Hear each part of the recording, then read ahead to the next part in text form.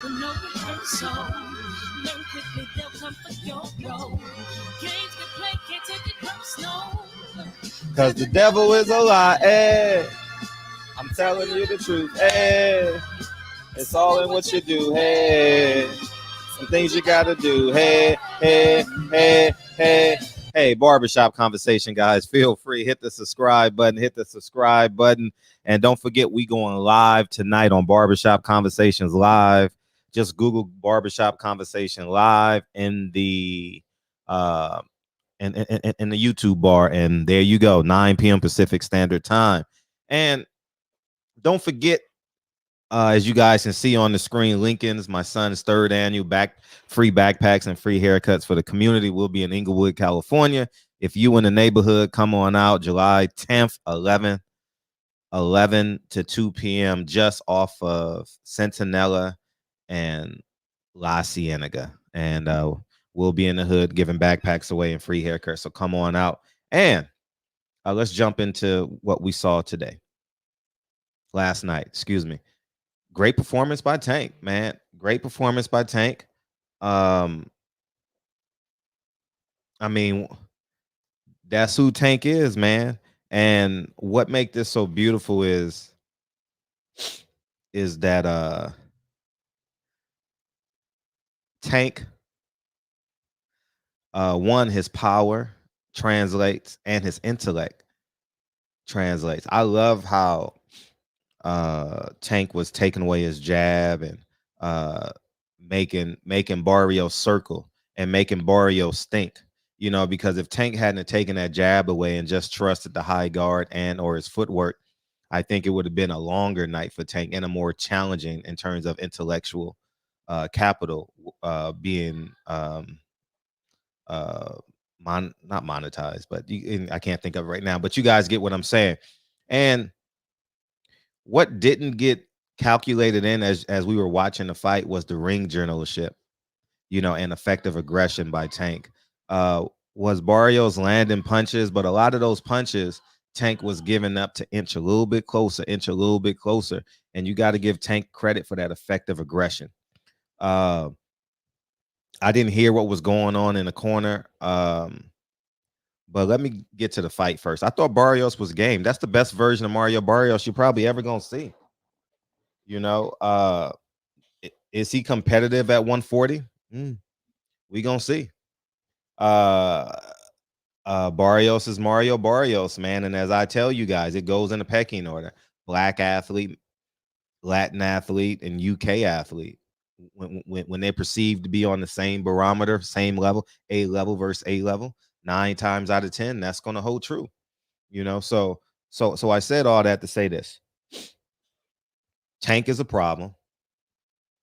I'm happy for him. As you guys know, I am an unwavering supporter of Tank.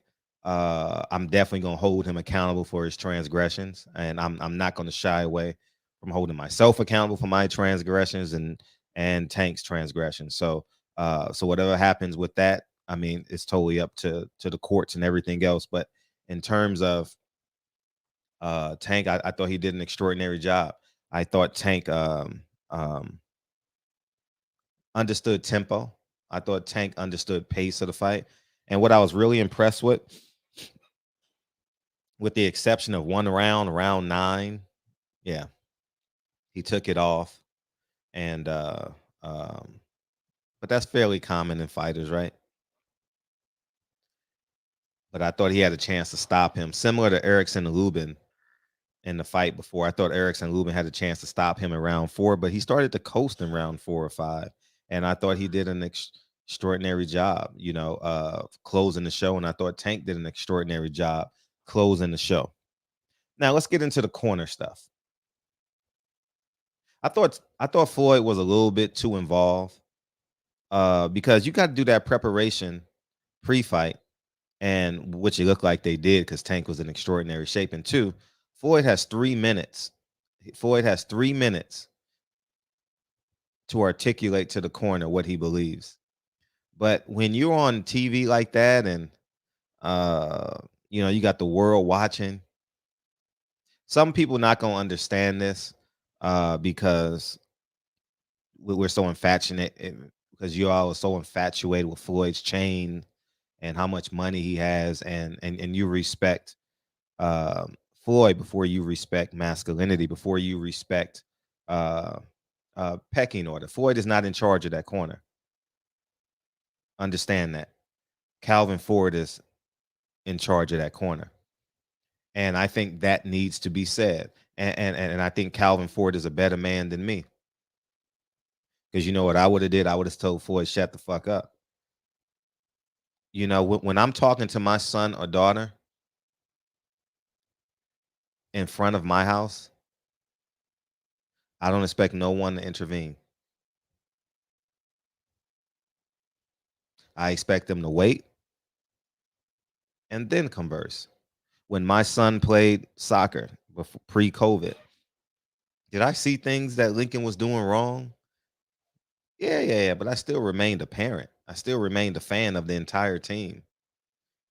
You understand? And at the end of the day, if you want to be completely honest, Floyd gave him the wrong advice. Call a spade a spade. He was up by at least 4 points. They didn't score the 11th round, guys. So going into the 11th round, he was up by at least 4 points on all three scorecards. So Floyd actually gave him the wrong advice. Floyd said you're down on the unofficial scorecards. And then Tank proceeded to put himself in harm's way in rounds 10 and 11. Now, Mario Barrios was a fading champion in terms of energy. You can see it on screen. But I thought the fight I thought some rounds were close, but Tank was really dictating the tempo of that fight. You know what I mean? Defense, scoring punches, effective aggression, and ring generalship. Those are the four pillars in which you judge around. Effective aggression, ring generalship, and punching. You know, Mario Barrios didn't land the big punches. He did land that left hook, but was it the left hook or the right hook when he was against the ropes? And that was in round. Well, I forget what round that was in, but round 10 or 11. Honestly, if Mario Barrios had a little bit more in the tank, it could have been a different story because they were both kind of fatigued. You know, Mario Barrios did a great job at going in the basement. You know, but Tank is just a superior fighter, and Tank got that dog in him. That dog with the combination of that punching power and that intellect is powerful. Is absolutely astounding. And he has the equalizer, man. No matter where he's at in the fight, he can change it. You know, he's never gonna give up. Tank kept on coming forward. When he landed, those body punches hurt. Tank said his power was at 8. So you know what that means? Those body punches affected him. But that mindset, that dog kept him marching forward. And I do want to give Mario Barrios great credit. I do want to give that corner great credit. They got everything they could out of Mario Barrios, dog. Man, I'm looking at that warrior, and I'm calling him a warrior because that's what he wants to be called. Uh, they got everything out of him, and you got to give Tank credit for being the bigger warrior. You got to give Tank credit for being the better warrior. And it's simply as simple as that. So congratulations to Tank Davis. You're moving on. I'm curious to see where they go now. He obviously gonna go down to 130. I can't foresee that, but I wonder what's gonna shake at 135. You know, it's a traffic jam between 130 and 135, man. It's a big time traffic jam. And I'm curious to see what PBC and Mayweather Promotions and Floyd and everyone else is going to do moving forward. And I'm curious to see if he'll get another fight date for the end of the year. You know, I hope that they can sustain and build off of this momentum. Tank impressed me yesterday because he could have took a half step back, and that half step back would have gave Mario Barrios the courage and the confidence that he needed to move forward.